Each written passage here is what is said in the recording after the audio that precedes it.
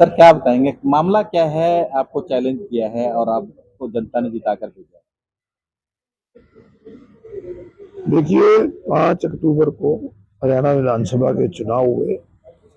8 अक्टूबर को गिनती हुई। गिनती में तनेसर की जनता ने कांग्रेस पार्टी के से मैं उम्मीदवार था, मुझे 3243 वोटों से यहाँ से जीत मिली। जब तक न तो कोई ऑब्जेक्शन था, बल्कि इनके जो इलेक्शन एजेंट थे, काउंटिंग में खुद भी थे। इनका बेटा भी, जो हमारे मुकाबले में कैंडिडेट था, उसका बेटा भी वही था। किसी का कोई ऑब्जेक्शन नहीं।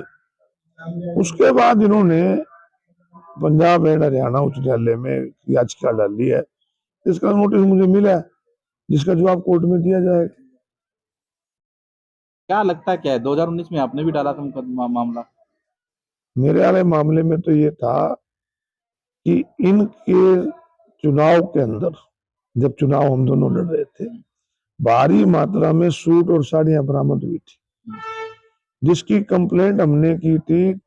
बकायदा ड्यूटी मजिस्ट्रेट आया था, ड्यूटी मजिस्ट्रेट ने वहां पर पुलिस में उसकी दरखास्त भी दी थी, डीआर भी कर दी थी। तो उसके बाद हमने उसको कोर्ट में डाला। बाकी कोर्ट जो डिसीजन लेगा उस पर फैसला होगा। तो 5 साल हो गए, अभी तक उसका डिसीजन दोबारा नहीं आया। चुनाव भी हो गए? मैं वही कह रहा, दोबारा चुनाव हुए हैं, अब तक उसका डिसीजन नहीं आया। परंतु मुझे हैरानी है कि आप जैसे कुछ साथी, ब्रेकिंग न्यूज, हरियाणा में होगा धमाका, जल्दी होंगे चुनाव, ये काम न्यायालय का है। न्यायालय पे विश्वास है। न्यायालय में जो आरोप हमारे ऊपर लगाए हैं, उसका जवाब दे दिया जाएगा। तो आपको लगता है कि न्यायालय आपके पक्ष में फैसला देगी? न्यायालय पे सबको विश्वास होता है। मैं अशोक करोड़ा तो पूरी तरह न्यायालय पे विश्वास है, निश्चित रूप से। क्योंकि ड्यूरिंग इलेक्शन, बिफोर इलेक्शन कोई कंप्लेंट नहीं। जो ये सारी कंप्लेंट है, ये सारी की सारी आफ्टर इलेक्शन है, जो कि पूरी तरह निराधार है। आपकी पार्टी के उम्मीदवार ने, सरमित्र कंबोज ने भी डाली थी, उस पर भी कुछ ऐसा ही नहीं, गोलमोल कर दिया गया है। चलो, ये कोर्ट का काम है, कोर्ट के ऊपर कोई टिप्पणी नहीं है। माननीय न्यायालय जो फैसला देगा सबको मंजूर होगा, उसको भी मंजूर करना पड़ेगा, मेरे को भी करना पड़ेगा। देश के संविधान की बात। अगर कोर्ट आपके पक्ष में या उनके पक्ष में फैसला देती है तो आप चुनाव दोबारा लड़ने के लिए तैयार ये हैं? बात आज इस तरह की बातें नहीं करनी चाहिए जिसका कोई आज सिर पैर ही नहीं है। आज तो अभी चुनाव याचिका डली है, उसके बाद कार्रवाई होगी। कब कब होगी, नहीं होगी, इस तरह की बातें करके, टिप्पणी करके, तो इसका मतलब अपने कोर्ट में विश्वास ही नहीं। दूसरा कह रहे हैं कि एक दुकान थी कोई, वो आपने कब्जा की हुई है, गलत राजनीति का सर्टिफिकेट है। राजनीति का स्तर इतना गिर जाएगा, इस बारे में मैंने सोचा भी नहीं था। ये इस प्रकार की बातें जो करते हैं, इनको नहीं करनी चाहिए।